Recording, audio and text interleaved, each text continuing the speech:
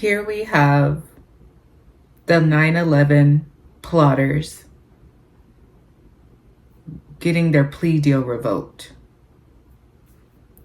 For those of you that don't know, the 9/11 terrorist attack was back in 2001 when they took out the two World Trade Center towers, which is now known as Ground Zero in New York City. I've been to New York, and on Ground Zero, there's a memorial, and there's thousands of names of the people that were offed during that attack. And now the people held responsible for this are asking for a plea deal to avoid the death penalty. Let's see what the news reports have to say. The US has reached a plea deal with the alleged mastermind behind the September the 11th attacks, along with two other defendants. NBC News Chief Foreign Affairs Correspondent Andrea Mitchell has the latest. Today, the self-confessed mastermind of the 9/11 attacks and two accomplices are expected to enter a plea deal with the U.S. military. According to officials, the three defendants are set to plead guilty to some unspecified charges as early as next week at Guantanamo Bay. The New York Times, citing a letter from prosecutors to 9/11 families, not independently verified by NBC News, reports the men have agreed to plead guilty to conspiracy and murder charges in exchange for a life sentence, avoiding a death penalty trial at Guantanamo, where they were first charged by the military in 2008. Once the number 3 man in al-Qaeda, Khalid Sheikh Mohammed, known as KSM, was captured by U.S. forces in Pakistan in 2003. 4 years later, he testified he was responsible for the 9/11 operation from A to Z, as well as the first attack on the World Trade Center in 1993. According to a 2014 Senate Intelligence Committee report, the CIA waterboarded Mohammed 183 times, a now outlawed technique widely considered torture. Also entering the plea agreement, KSM's accomplice, Mustafa Ahmed al-Hazawi.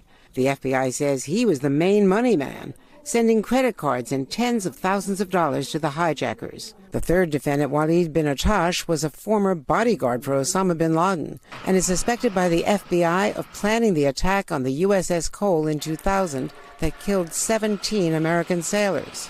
Ashley Bisman was just 16 when she lost her father, Jeff Goldflam, on 9/11. She says the expected plea deal does not seem like justice. The saying with 9/11 is never forget. And unfortunately, the victims were forgotten today.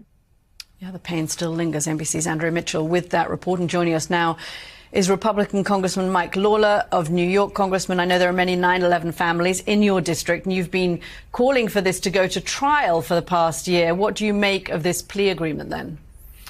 Well, obviously, it's a very frustrating day for a lot of 9/11 families. You know, I was in my 5th day of freshman year of high school on September 2001. When 9/11 happened, it was 2001. I was 5. 2001, just 35 miles north from Ground Zero. And so many families were impacted by that fateful day. And to today, we still have first responders dying from 9/11 health-related illnesses. And so I've spoken with many families. I've spoken with our first responders, and they're angry, and they feel betrayed and heartbroken. And it doesn't seem like justice. Khalid Sheikh Mohammed and the other folks who obviously have entered into this plea deal really should have been subject to the death penalty. And I think most Americans, most New Yorkers would agree with that. And so that's where the frustration lies. I called on the Biden administration not to enter into a plea deal a year ago. We wanted to see this go to trial, and unfortunately, this is where we are today. Congressman, how do you feel about the death penalty on a personal basis? Look, obviously, we don't want to ever see innocent life taken. But generally, when you're talking about the death penalty, you're talking about people who have engaged in the most horrific offenses who have taken innocent lives.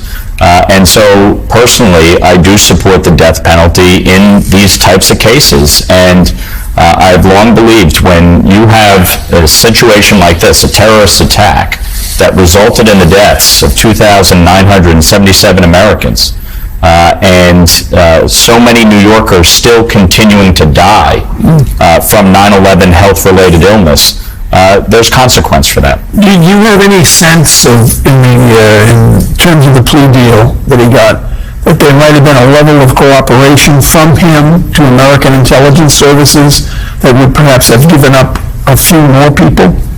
Look, certainly that would be the hope. I don't have any clear indication of that at the moment, but I think if they are going to enter into this plea deal, that there would be full and continuing cooperation. But Khalid Sheikh Mohammed has obviously been off the field, if you will, for almost 2 decades, and so for over 2 decades, in fact, actually. So from that standpoint, I'm not sure what else he would necessarily add, but I certainly believe that there should have been a severe consequence, and in this instance, the death penalty.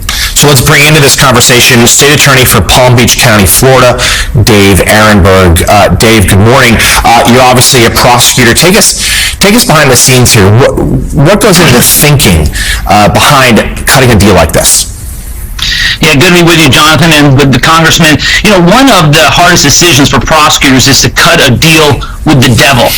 Sometimes, though, it's necessary to secure justice. That's what's happening here, to achieve closure for victims and their families. These decisions are easier when victims' families are all on one side on a plea deal, supporting one course of action over the other. Here, the victim families have differing opinions on the plea deal, and that complicates things and has been a reason for the extended delay in resolving these cases. Make no mistake, Osama bin Laden deserved the death penalty, and he got it, and Khalid deserves the death penalty. And he's going to... Okay, for those of you who don't know, Osama bin Laden was assassinated during Barack Obama's term. That's the guy Barack Obama took down and brought. So he was taken out by the Obama administration. Things and has been a reason for the extended delay in resolving these cases. Make no mistake, Osama bin Laden deserved the death penalty, and he got it, and Khalid Sheikh Mohammed deserves the death penalty, and he's going to be spared the death penalty because of the Bush-era decision to use torture to elicit confessions. So those who support the use of torture to this day during wartime need to confront the reality that KSM and his cohorts were able to avoid the death penalty because of it. The federal government in this case faced the real possibility of having their confessions tossed out because these individuals were subject to waterboarding, subject to secret CIA prisons that may have contaminated the evidence against them. So if you want to blame an administration for imperfect justice here, do so, but don't blame the Biden administration because their hand was forced because of the policies of the George W. Bush administration. Dave, that's a good point. And just to follow up on a more personal level, in a moment like this, how does someone in your position speak to the families, particularly when there is such a divide as to what they want to see happen? Oh, it's one of the toughest jobs as a prosecutor. You have victim witness coordinators who help you through it. They've lost everything. But you also have to make them understand the realities of our system. This is imperfect justice, but justice is often imperfect. It is often slow and rough around the edges. Keep this in mind, though.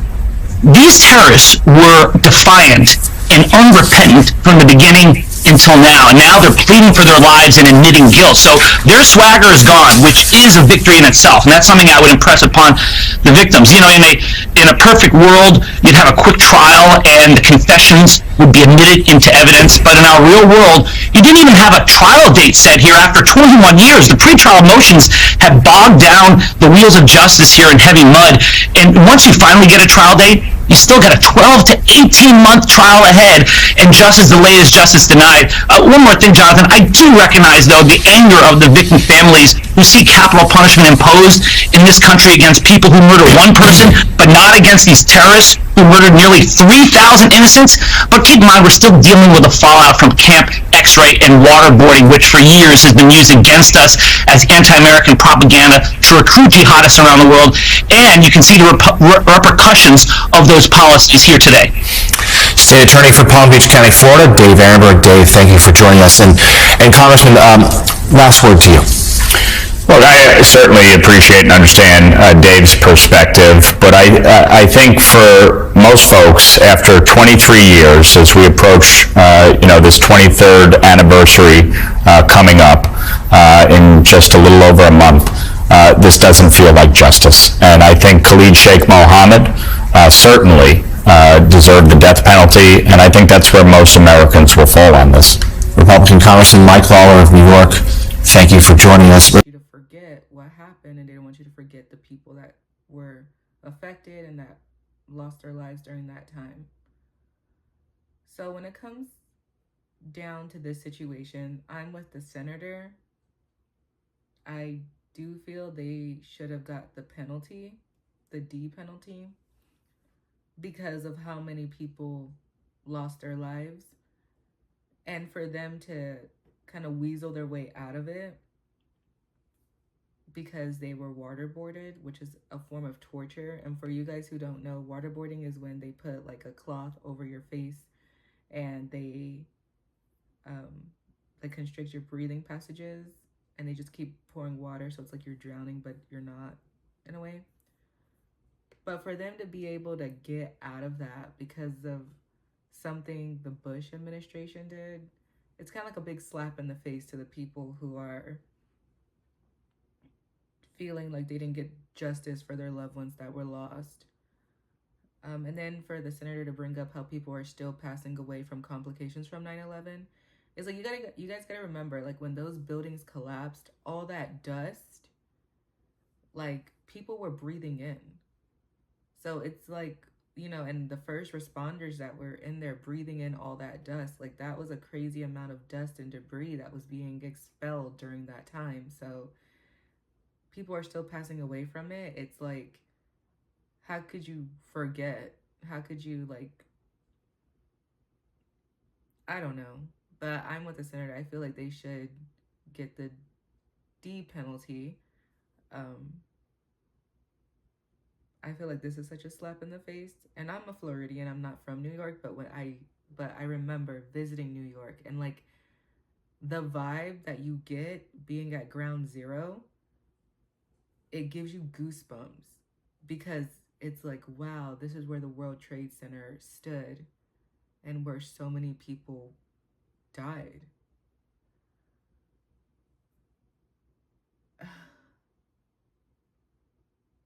I don't know. The judicial system irritates me because you have people that get the death penalty all the time for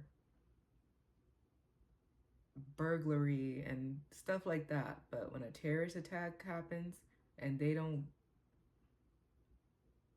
get mercy because they were mistreated during interrogation, like it doesn't make sense to me. But I do believe that, between heaven and hell, and I'm sure there's a special place in hell for those people. That's all I have to say today. Comment down below and tell me what you guys think. Thanks. See you on the next one.